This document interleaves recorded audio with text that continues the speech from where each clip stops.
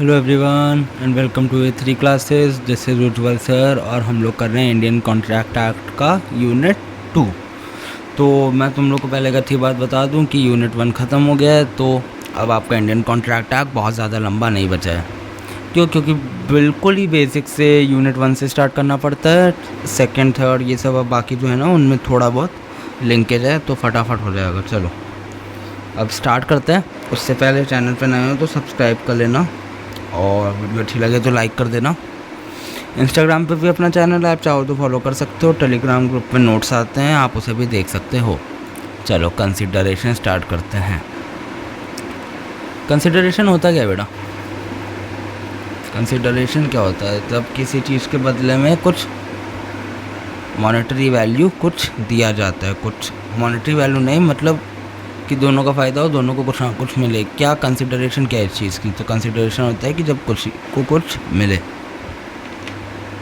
ठीक है, double aspect of benefit होना चाहिए, क्विड प्रो क्वो होना चाहिए। ये देखो यहाँ ऐसे लिखा है, quid pro quo something in return, double aspect of a benefit. ठीक है, ये सब मार्क करते चलना। उसके बाद यहाँ पे लिखा है what is consideration. Consideration is the price agreed to be paid by the promisee for the obligation of the promisor। promisor के obligation पे जो प्राइस promisee को मिलता है वो क्या है? कंसिडरेशन है ना। आई गेस इस लाइन को तो समझाने का कोई मतलब नहीं है, समझ आएगी क्योंकि यहीं इस चीज़ को यहाँ पे ऐसे और अच्छे से लिखा है। ये वाली बात पढ़ लेना, ठीक है, और ट्राई करना ऐसे ही अच्छे से लिख कर आओ तुम लोग। देखो अब section 2D defines consideration as follows. इसको मार्क कर लेना। When at the desire of the promisor, promisor के डिज़ायर पे जब प्रोमिसी या कोई और पर्सन जिसने कोई काम किया है या कोई काम नहीं किया है, जिसने जैसे मान लो कहा था कि ये मत करना, डज और एब्सटेन फ्रॉम डूइंग और प्रोमिसेस टू डू और एब्सटेन फ्रॉम डूइंग समथिंग, मतलब कुछ किया है या नहीं किया, या कुछ करने या ना करने का वादा किया है, उस एक्ट और उस प्रॉमिस के लिए जो कंसिडरेशन है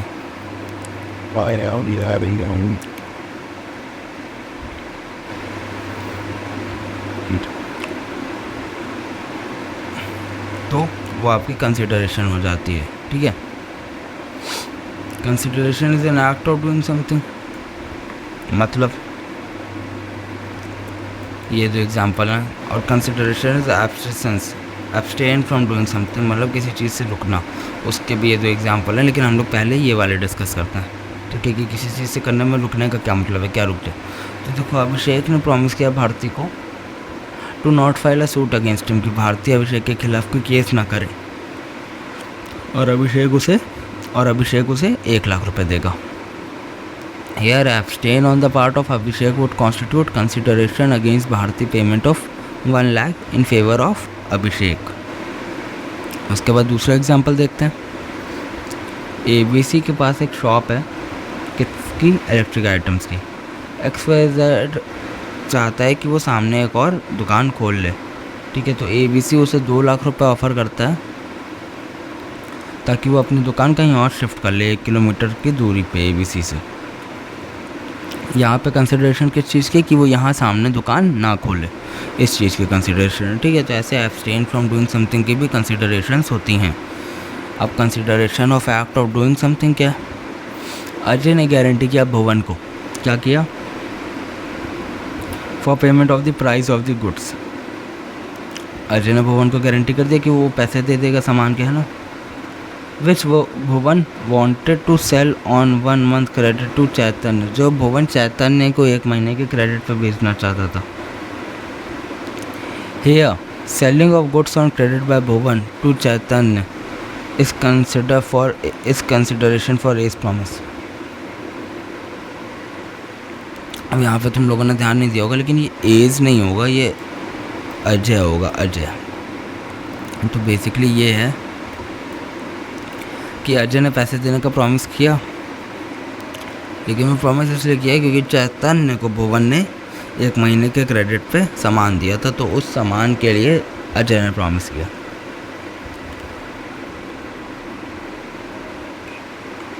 तो कंसिडरेशन कौन से एक्ट पे हुआ? क्योंकि चैतन्य ने सामान लिया था तो उसके बदले अजय ने पेमेंट करनी है। अजय की जगह जो ए लिखा है उसको अजय का लेना, ठीक है। उसके बाद दूसरा एग्जांपल देख लो। कॉलेज ने प्रॉमिस किया बच्चों को कि जो भी 95% के ऊपर स्कोर करेगा तो उनके एमएनसी में जॉब के लिए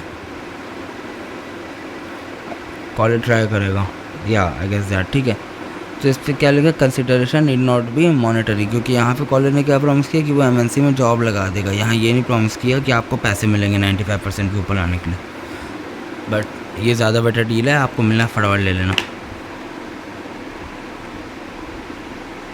यहाँ पे जो प्रॉमिस और प्रॉमिसी हैं इनका ये कॉन्ट्रैक्ट भी कंसिडरेशन माना जाएगा, ठीक है। जो भी स्टूडेंट 95 के ऊपर लाएंगे, ऐसा नहीं कि इसको वैल्यू नहीं किया जाएगा या वैलिड नहीं माना जाएगा।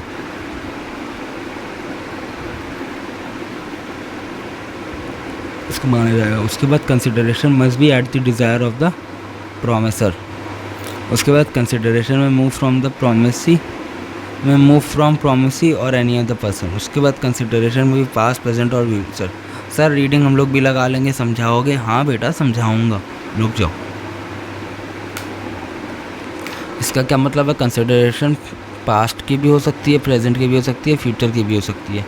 पास्ट की कैसे? देखो चैतन्य ने गुड्स ले लिए थे और प्रॉमिस अजय ने बाद में किया था। फ्यूचर की कैसे? कि तुम केस मुझ पर फाइल मत करना इसलिए तुम पैसे ले लो। प्रेजेंट की तो ऑब्वियस है आजकल के टाइम पे कि तुम यहाँ पे दुकान ना खोलो, ये तो प्रेजेंट की थी ना। कंसिडरेशन में मूव फ्रॉम प्रॉमिसी और एनी अदर पर्सन। प्रॉमिसी और एनी अदर पर्सन क्यों? अरे अजय वाले केस में ही प्रॉमिसी अलग था जिसने क्रेडिट पीरियड के लिए गुड्स लिए थे, और एनी अदर पर्सन था अजय, है ना। तो कंसिडरेशन किसी से भी आ सकती है। हमें कंसिडरेशन से मतलब है क्योंकि म्यूचुअल बेनिफिट होना चाहिए ना। उसके बाद कंसिडरेशन क्या होनी चाहिए? Eight the desire of the promiser. Promiser के डिज़ायर पे होनी चाहिए। प्रॉमिसर कौन होता है? जो जिसने समझ लो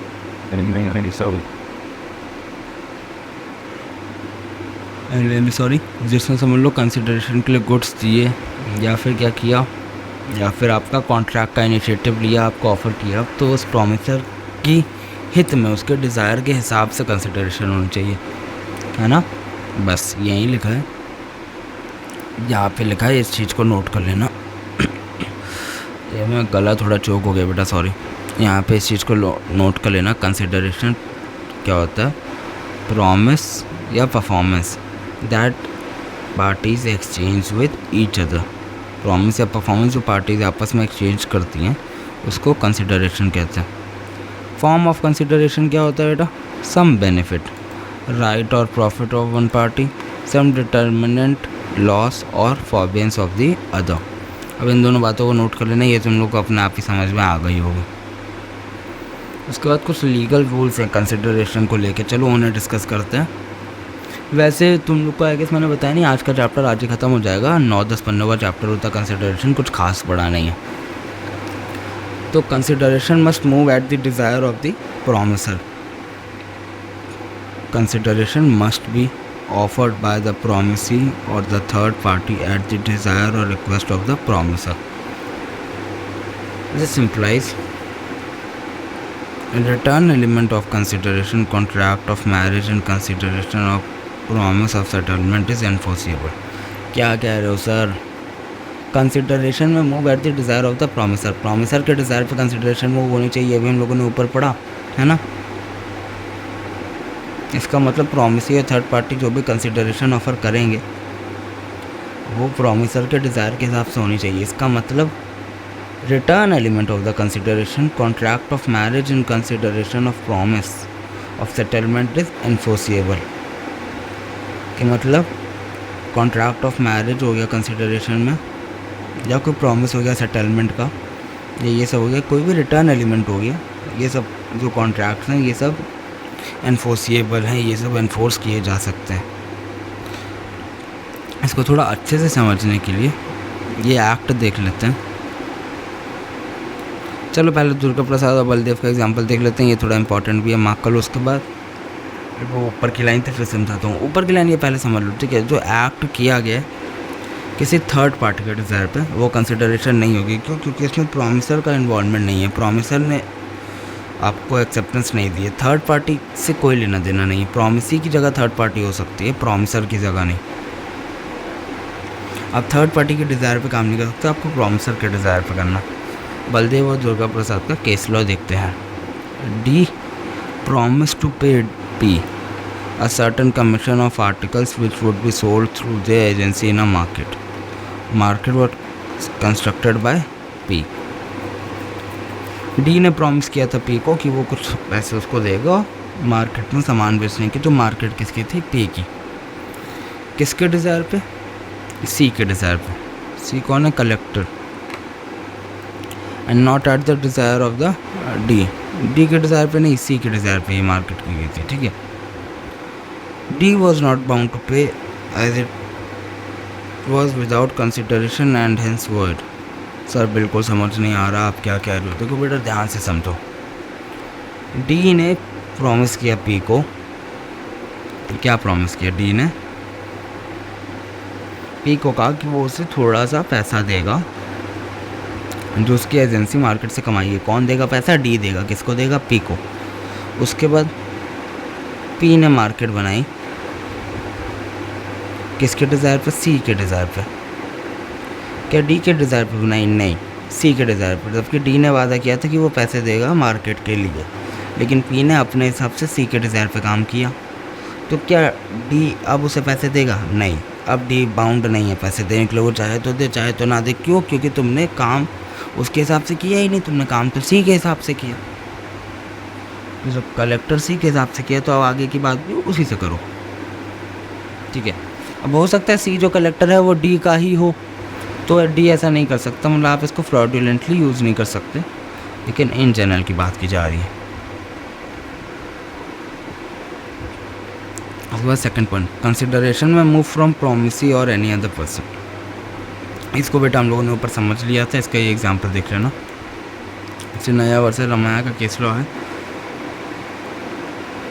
इम्पॉर्टेंट केस लॉ है, अच्छे से करना। इसमें बेसिकली होता क्या है, एक ओल्ड लेडी है जिसने अपनी प्रॉपर्टी अपने डॉटर को दे दी, क्या कह के कि उसके बदले वो अपने शायद मैटरनल अंकल को एन्युटी के रूप में थोड़े पैसे देगी, ठीक है। डॉटर ने रिटर्न में लिख भी दिया कि ठीक है, फिर उस अंकल के फेवर में कि हाँ वो उसे देगी, लेकिन उसके बाद डॉटर ने वो पैसे नहीं दिए, तो अंकल स्यू कर सकते हैं, क्योंकि अंकल के बेसिस पे ये कॉन्ट्रैक्ट था। भले अंकल कॉन्ट्रैक्ट का पार्ट नहीं थे, अंकल थर्ड पार्टी थे, लेकिन कॉन्ट्रैक्ट उन्हीं के लिए था, तो वो उस डॉटर पे केस कर सकते हैं और अपना पैसा ले सकते हैं, ठीक है। तो यही है चिनाई वर्सेस